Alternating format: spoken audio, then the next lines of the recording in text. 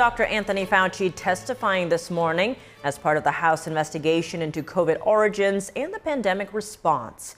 NTD's Washington correspondent Luis Martinez has the story.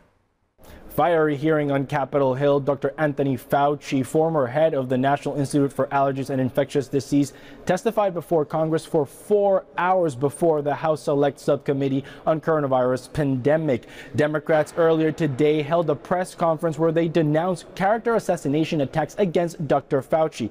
Let's listen to what Democratic ranking member of the House Oversight Committee, Congressman Jamie Raskin, had to say about this. And he is not a comic book supervillain.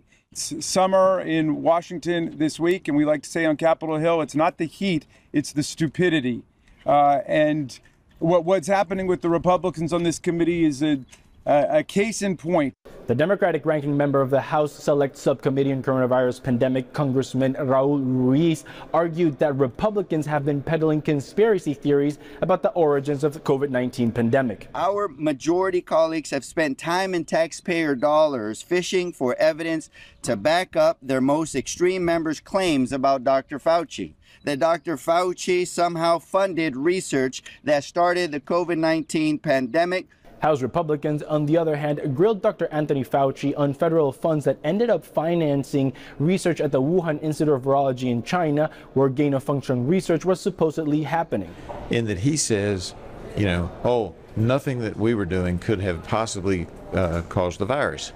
Then admits that they didn't know what else Wuhan Institute of Virology was doing. I mean, he did admit there was a possibility of a lab leak, but wasn't willing to recognize that perhaps, inadvertently, they contributed to it. House Republicans also grilled Dr. Anthony Fauci on social distancing mandates during the COVID-19 pandemic and on evidence that his staff had been using private emails in order to avoid Freedom of Information Act requests in order to favor an NGO called EcoHealth Alliance, which was the one who subgranted federal funds to the Wuhan Institute of Virology, where they were conducting research on coronaviruses. They're responsible for the lockdowns, forced vaccinations, kids being forced to stay home, people committing suicide, and all the horrors that this country lived through during COVID. Fauci belongs in prison.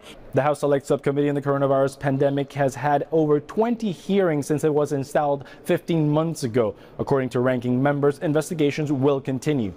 Reporting from Washington, D.C., Luis Eduardo Martinez, NTD News.